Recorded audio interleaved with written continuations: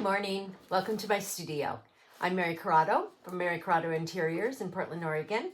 And today we are going to work on a Thanksgiving centerpiece. Since they're coming up, and sometimes it's fun when you're crafty, you just want to kind of make your own. We're going to work on some paper mache pumpkins. And I'm going to show you how to start with a coat of one-step paint and then play with milk paints on this and a little bit of gilding so that we create a really, really pretty faux pumpkin, but artistic and really pretty. This is what it looks like. And just something that you can have forever. So you can do any color you want. Nowadays, these white pumpkins, green pumpkins, orange pumpkins, and they even have that gorgeous, gorgeous kind of peachy, salmon-y color pumpkin. So beautiful. So I'm going to show you how to do the green one. And so let me turn my camera down and we'll get started. Okay. Sorry for my loud paper again. Okay, I just found these at a craft store.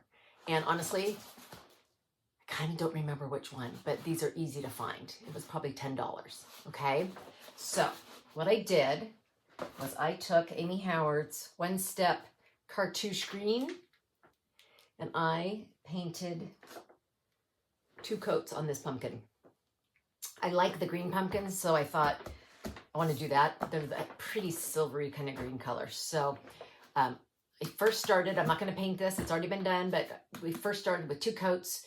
I just put it on with my synthetic brush, painted it everywhere, and now I'm going to show you how to use the milk paints on this.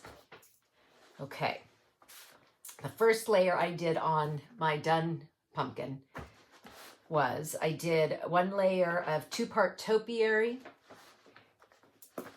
which is this, Amy Howard's milk paint 2-part topiary, and 1 part Strasbourg white, and that is here. And what you do is you would take like 2 teaspoons, 2 tablespoons of this in a cup or a bowl, and you would do half that amount of the white. So if it's 2 tablespoons, you would do 1 tablespoon of the white, and then you would mix equal parts water. And since I've made this, because I did this pumpkin, it's right here. And so what I did was I wanted to show you how the sediment in the bottom, the milk paint, does settle like that. And so what you want to do is make sure that you are mixing this up very, very well before you start to use it. So you can feel it at the bottom. It gets kind of thick and kind of stuck down there. So just take your stir stick, oops, and mix it up, okay? And since this is kind of a small container, I think I'll stick it in the cup. And then we use a sponge to put it on our pumpkin. Okay, so I'm going to pour this in, better access.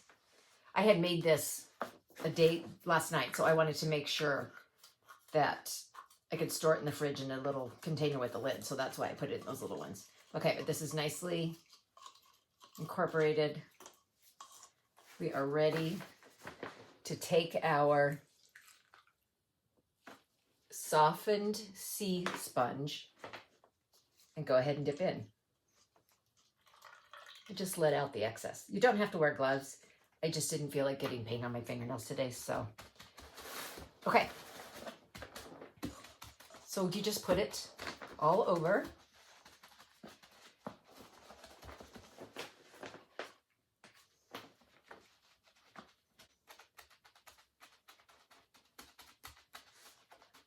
Do it this way. I just do this all over. Try not to let it run. And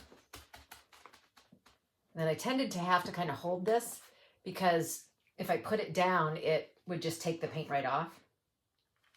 So just hold it by its stem, doing the bottom. You can always do a couple coats of each color if you feel like you need to add more of this color.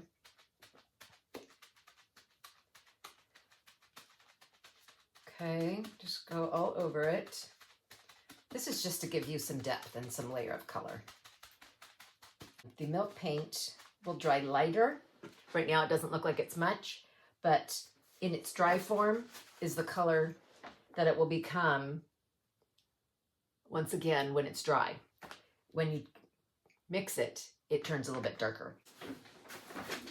Okay, here is the first layer of 2-part topiary and 1 part Strasbourg white. So now it's lightened up, it's a bit mottled, but we're going to continue on with some more color. Once this is dry, make sure these dry in between. You can use a blow dryer if you want, or you can just let it sit. But the problem with letting it sit is just know it's going to remove. You've got to put it on something that's not going to remove the paint from the bottom. So be careful with that, okay? I just tended to hold it and dry it, and that's how I went through my steps. Okay, second layer is my herb garden. So there's my herb garden. I just did that straight away, didn't add anything to it. So let's give that a stir and pour it in. Just want to get all of that milk paint that's stuck at the bottom. Get all of that out of there.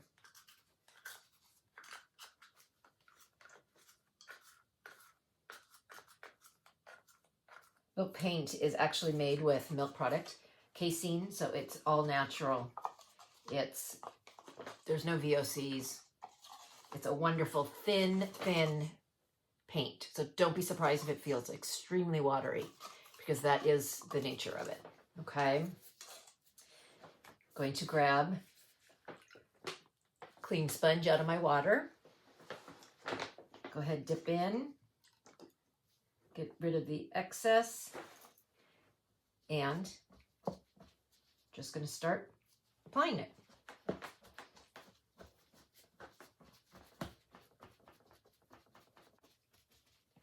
Do whatever feels right.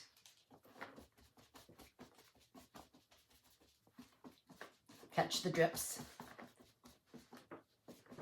This is why you want it to be flat. When you are milk painting a piece, you always want to work on it when it's flat. So this is, like I said, just a little bit trickier. But if you see the drips, just kind of catch them. Go back over them before they're dried.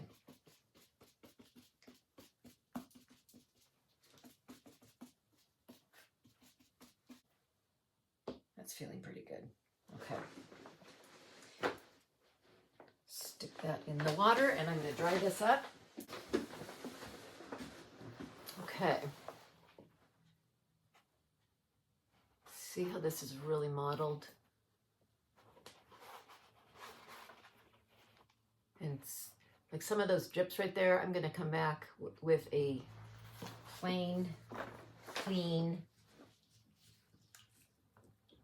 sea sponge, and I'm just going to go through and get some of that where it's pretty mottled and just soften all that a little bit. If you have a clean sea sponge, it will remove a little bit of the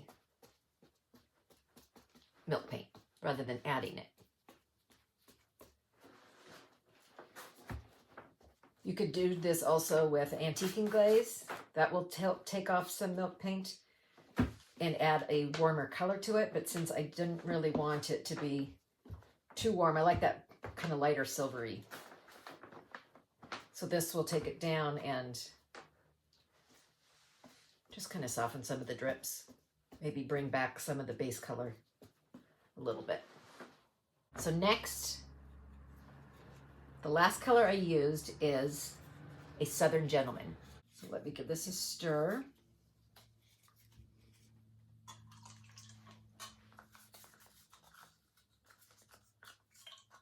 Okay.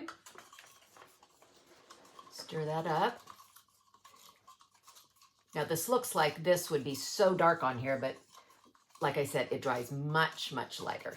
So don't be afraid when you're putting these on that you think, oh my gosh, I am adding like a black practically to this pumpkin, because you're not. Okay. Grab our sponge, And this is going to be more for the kind of highlighted areas. Just keep going. Pumpkins sometimes have little blemishes here and there, so it doesn't have to be perfect. No two are alike, which is great.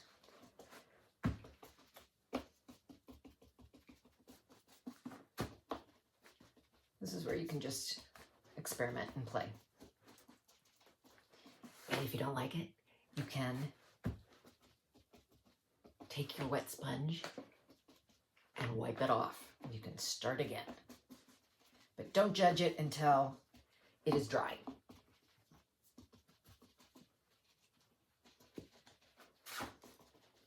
So there's dark. Let's blow this dry and I'll be back and you'll see the difference.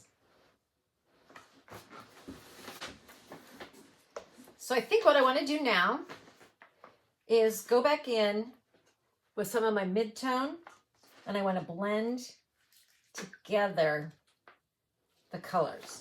Here's my mid-tone. Let's take this, and you of course want to mix it all up. It's already separated. So get that all mixed in.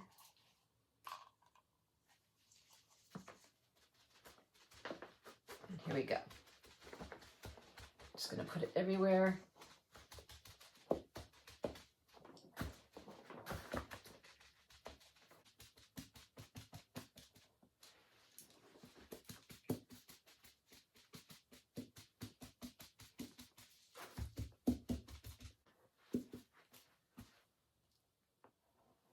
Feeling good? Let's get it dried and we'll see where we are, and then we'll move on to some gilding and some waxing, and then we'll be done.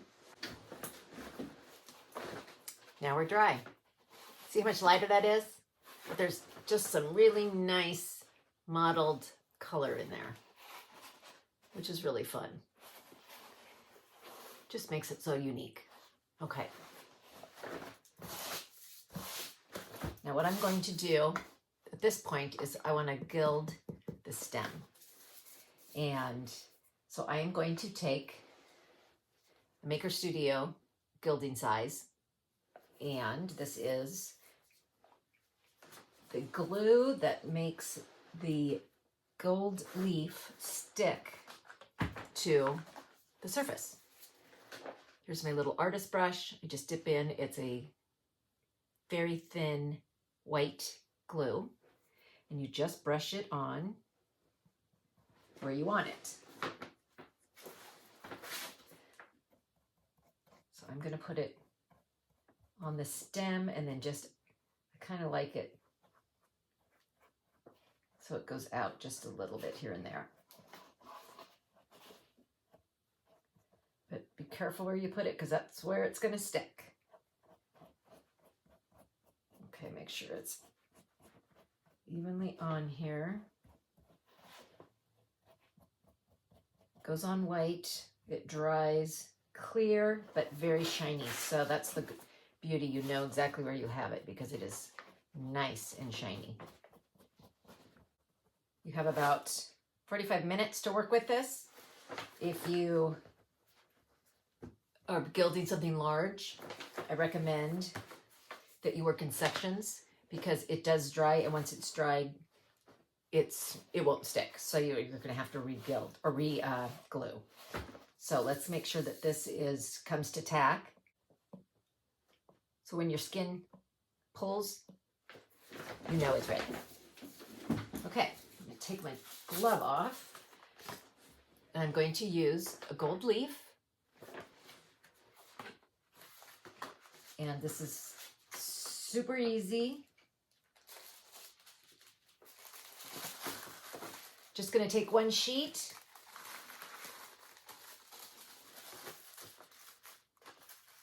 Put it on, and I'm going to burnish it with a piece of tissue. Let me get this off. While I'm gilding, now is a great time for you to come on and say hi. Tell us where you're from, and if you want to share this video with 3 friends, your name will go into a drawing to win your own Amy Howard milk paint.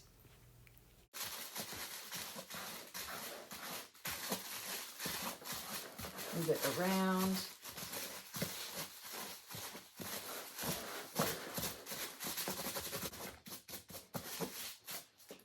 We are now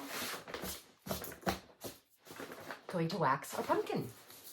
So what we want to use is light antiquing wax and dark antiquing wax. We always start with the light antiquing wax and then move to the dark, because if you do it the other way around, it will ruin a really nice project. So don't do that. You want to make sure that you always add the light. The dark is really just for a little bit of definition, a little bit of dark here and there, not completely covering the piece. Okay, so we grab a piece of cardboard, we take our wax brushes, and we start with some light wax. Scoot this out of the way. Load our brushes. And then we always offload onto some cardboard, because you want this evenly distributed on your brush without leaving extra. You don't want too much wax. You can over wax, and you don't want to do that. So what we're going to do is we are going to wax the Gold Gilt first. That will help protect it. And now we are going to start waxing the pumpkin. And this will start to bring out even more color and depth in the milk paint.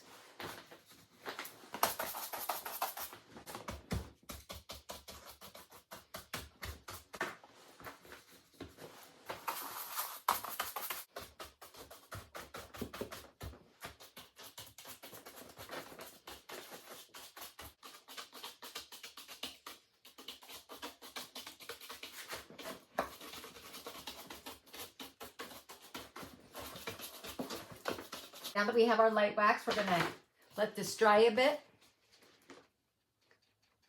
We are going to do our dark wax. And before I do the dark wax, I think I'm gonna do a little bit of cerusing, because I wanna bring out a little bit of lightness here and there. So I am going to get my cerusing wax and a brush. And here's the cerusing. And I'm gonna put this on some cardboard.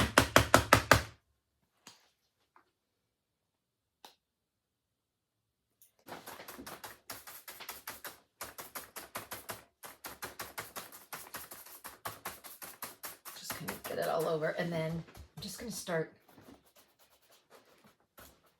putting this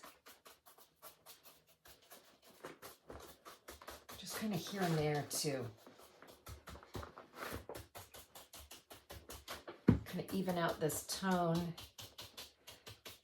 and soften it just a little bit.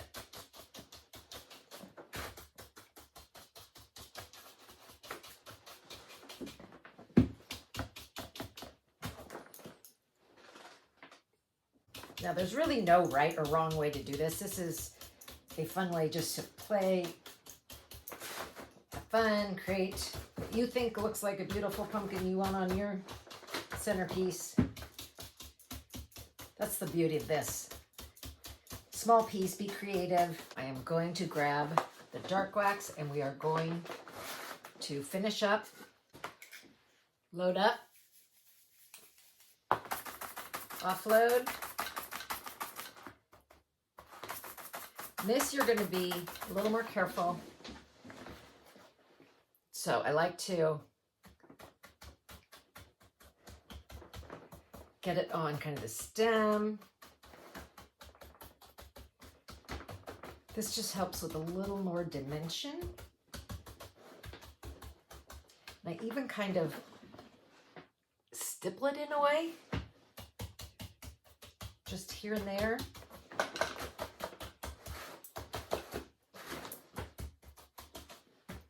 This will just give you that pretty warm tone also.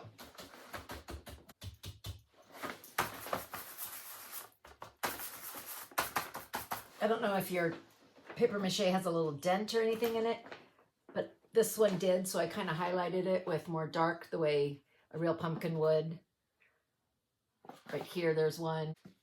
Let's get a clean lint-free rag, and we will give this just a little buff. Just want to make sure this is dry enough. Give it a bit of a buff. Kind of a hit drag. These don't have to be overly shiny.